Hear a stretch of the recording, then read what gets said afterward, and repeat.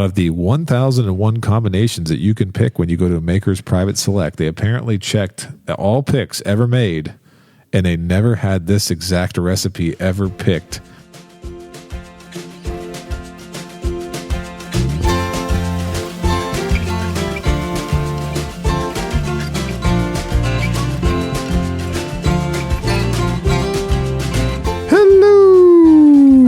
Welcome everyone to episode 202 of the Mashup, the shortest bourbon conversation you're going to hear all week long. We are your hosts, Stephen, Kenny, and Anthony. What's up, Kenny? What's up, Anthony? Oh, not too much. Doggy dog. I feel like I got a little extra bass in my voice. It's that time of the year when the fall hits and the weather changes and my sinuses go haywire. I like bass. bass. And That's why I can't hear, dude. Is that? Oh, you can't. All the stereos screwing really? up, yeah, in the house and the car both. Did you have bump in the trunk when you were growing up? Oh, dude, yeah. I mean, the stereo was worth 3 times the car in high school, all throughout, even a couple years after high school. Really? Oh, yeah, dude. Oh, man. See, stereo was worth literally 3 times the car. See, that's amazing. When I wanted to do that to my car, my parents, I had a newer Honda Accord at the time. My dad was like, you start messing with your car and you mess with your warranty. He's like, I'm done. He's like, I'm not going to support you at all. And I was like, okay, all right.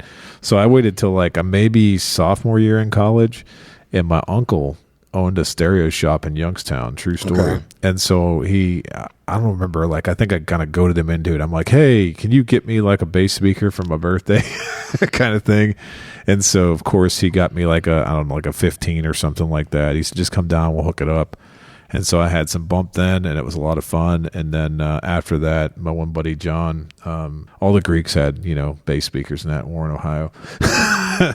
But John hooked me up with a 2 Pioneer in a box and a nice amp. And I had that for quite a few years until I got rid of that Accord. So, it was fun, man. We did some crazy car stereo stuff back in the day. So I didn't realize we were going to be talking about that. So this week's short is going to focus on a new bottle that has come out from Maker's Mark. And Maker's Mark has really expanded their LE game. And what I mean by that is, it started off with like 101 and cask strength of their core products. And then it progressed to the wood finishing series, cellar releases, and all this kind of stuff, special editions from the gift shop. And so the one for tonight is really, really interesting. So without further ado, we have the Maker's Mark Lost Recipe Series bottle. This is from the Maker's Mark Distillery. The bottle date is 2024. Whoa, I didn't know if you're going to get that out of there. The ABV on this is 55.95. You're killing me. The proof stop that. The proof is 111.9. This is non-age stated, but it's a pretty safe bet. This is probably a 6 to 7 year old base whiskey, just like a lot of their other stuff they do in their private pick program. And the finish on this is 10 seared oak staves. One is the baked American pure number 2, 3 seared French cuvee, and then 6 roasted French mocha staves. And they age it, of course, in their cellar for I think 2 to 4 months. The mash bill is 70% corn, 16% soft red wheat, and 14% malted barley. The MSRP is $60. $60. Doll hair. I got mine for what did I get mine for? Like $70, I think. Yeah, I think we got Kentucky. That's what I call it. Oh no, well, you got plus tax and everything. So I mean that was right at retail. Right, yeah. It was, and we will give a little shout out because we were able to obtain this bottle because of our friend Mr. Jason Hale from Arsenic Culture. He got you yours, right? Yep. Yeah, see, Jason went and hit up the local Costco, and he texted us, and we were like, yes, please, we would like. So we bought before we even tried. So here we go. Well, didn't know that, right? I just, as much as I liked E202, as much as, the cellar stuff's been good, this archive stave, the Mocha, the one they brought back or whatever. Right. I had something like that a while back, and for the money, I'm assuming it's going to be great. In 2021, they retired the French Mocha Stave, and they replaced it with the Mendiant, however you pronounce that.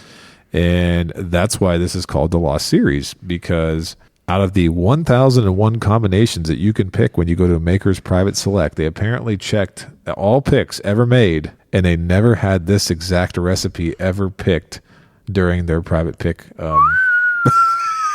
program. How's that marketing for you? Oh, baby. I mean, I thought to myself, are you kidding me? How many years they had a private select going when you could pick this exact recipe, but nobody ever picked it? So maybe there's a reason why nobody ever picked it. What do you think? Hope it's not the reason why.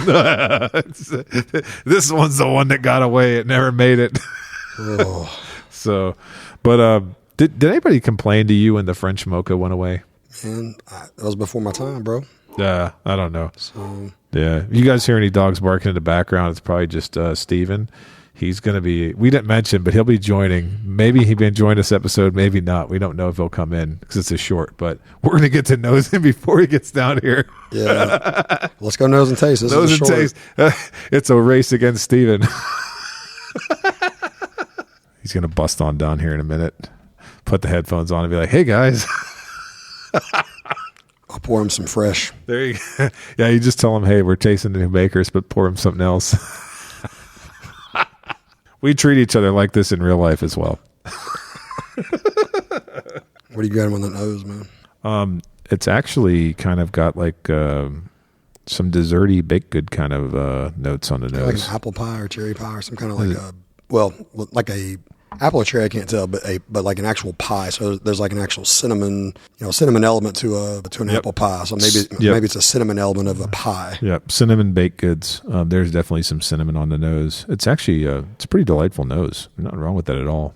At 111 proof, there's no ethanol in the nose unless my nose isn't working. My sinus is working me over. I don't really get ethanol either. Yeah, just a tiny tad. This is a short, so I'm going to go in and taste. Okay. We'll try to make this the shortest episode ever, you think? It's too late for that. We already talked about booming systems. That's all right. We're still okay. It depends. All right. Ooh. All right. So, Anthony, would you pass, try, or buy on this? Come on. Can we table talk first? I'm teasing. I'm trying to read the bottle. I'm trying to here make it the and see shortest. What the bottle says. Interesting. So they give you what each stave is supposed to impart in the bourbon on the side. But I definitely think their roasted French mocha is supposed to impart dark chocolate, coffee, and dried fruit. I definitely think that it is kind of darker than I remember regular makers being. Nice flavors, though. Yeah. It is not as light and fruity like E202 or something like that. Definitely not light and fruity. It's got more spice to it. But French mocha, Right. seared French. See this on the side if you want to look at it. Yeah. You cheated. I cheated. It's like like a coffee, like you're saying. Yeah. Wow. It definitely has a little bit of that, like, I don't want to call it a bitter note in a bad way, but it's like there's a little bit of fading bitterness to this. Yeah, so it's got some cinnamon. It's got some dark fruit, but it has a finish that's like spicy and drying. Is that right? What?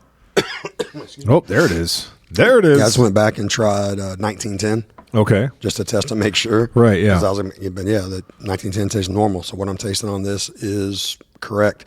Yeah, this is much more, coffee dark, a little bitter than typical Right. makers. Yeah, it's really interesting. I didn't expect it to be so drying. But then, what's funny though? I'm thinking back on my private pick experience. And when I say experience, I'm talking about the fact that everybody knows Maker's private selections. They're everywhere, right? And you can taste a bunch of those. And sometimes you get one that's really like sweet and like decadent. And then you get others that are kind of more like this. And I think they're all pretty good. But for this being a lost recipe and enough for them to want to bring back that stave they retired in 2021, it's got a really unique flavor. Unique New York. This is not what I was expecting. I think it threw Kenny for a loop. It did. Yeah. Because I tasted it like a couple weeks ago, but just like did not compare it to anything. I literally just took a sip. All right. I don't remember tasting like this, but Okay. I was in the middle drinking like 8 other things too. Because I knew we were going to do an episode on it coming up, so I didn't want to like dig too deep into it or anything. Gotcha. Wow. Yeah, that's a dark, dank backbone. And I don't know. I don't want to say whether I like it or not. I'm going to wait for past traba. Yeah, that's He's speechless, ladies and gentlemen. Kenny is without words. I mean, makers in general to me is typically desserty. Right. And the nose is desserty, but the taste is not desserty and not sweet. desserty. It's not saying it's bad. It's rich. I'm not saying it's bad at it's all. Very rich. It's different than what I'm expecting out of Makers. Right. It's got a little bit of a smoky, earthy a little bit. Reminds me, a tiny bit, not near as good, don't get me wrong, but a tiny bit of that 12 or 13-year-old Makers that we had on that tour where it lived its whole entire life. Oh, you talked traditional about that rick house previous episode. Yep. It's just like a little bit more grippy and dank. Yeah. Well, it's interesting. I do remember some of my early Makers private selects, and I think one that was heavy on the French mocha. If I remember correctly, I did get a pour when I was out to dinner one time at Merrick Inn of their private select. Yeah. Back when Dexter and them owned it, and it was very good on an ice ball. I can't really remember, though, whether or not that private select had French in it, French mocha, but I remember it being like a lot better. So I don't know if this one is just because it's 6 French mocha and just a little bit of the others. And anyway, I don't know. So, man, are you ready to pass try by on this or what? I am. Do you want me to go first or do you want to go? I'm good either way. Okay. I'll lead us off. So all the stuff that Makers is putting out, I can candidly say that even though I own a bottle of this, thank you, Jason. If I'm telling you guys as a consumer what you should do, I think that you're a try on this. Solid try. In fact, if you've tried enough private select, though, as I have, because I've often said that's one of the most underrated barrel programs out there because all those picks just sit on the shelf. I think if you go to a liquor barn right now, they probably have anywhere from 8 to 14 of them and all different names and everything else. And any one you pick up is usually going to be pretty good. But I was a little bit underwhelmed by this. It's not a bad whiskey, but it's not what I was expecting. I was just expecting something sweeter, but I appreciate it for what it is. So I'm solid try. All right, so I am going to piggyback off you. I'm going to be a try. Okay. It is still good, so I can't be a pass. But the reason I'm a try, a couple things. The Maker's Heart from earlier this year. Right. I believe that is better, and it's maybe $10. I think it was $20 more. $10 more, maybe 15. Yeah. I think you can still grab FAO2 for 100-ish secondary. Mm-hmm. So this is good. It's I'm kind of surprised that they made a big deal about bringing it back and the lost recipe and this and that. If it isn't like, oh man, this is something that you all should really, really try because it's that great and it's good. Yeah, I almost feel like I wish the other accompanying staves, I'm sure that they did that just because it was an actual combination. It was never picked, but I'm sure this might do better with other staves in it, not just the 6 and 1 and 2. So yeah, it's okay. I'm not overwhelmed. I'm not underwhelmed. I'm just kind of like, it's pretty good. Yeah. So if you see one at retail, I don't think you'll be disappointed, but I don't think you'll be overwhelmed either. Right. Between the two, I would definitely take the Heart. Even if I paid $20 more, I'd take the Heart over this personally. No, me too. And actually going back to when we did the Cask 46. Do you remember the Cask 46? The Cask 46 is like French toast. That's dessert bomb. Amazing, so. Yeah. So, but to go back to that too, like my boy Guff, right, that owns Banners in town. Yep. He's not a sweet guy. Okay. So this would be up his alley, whereas Maker's 46 would not be, and some of those would not be. Yeah. So if you do not prefer a lot of sweetness in your bourbons, then you should buy this. There you go. That's a good point. it really is. Everybody's preference is different. So with the ever-expanding portfolio that Makers is putting out there, hey, this one's worth maybe giving a try. Boom. And with that, thanks for listening to this episode.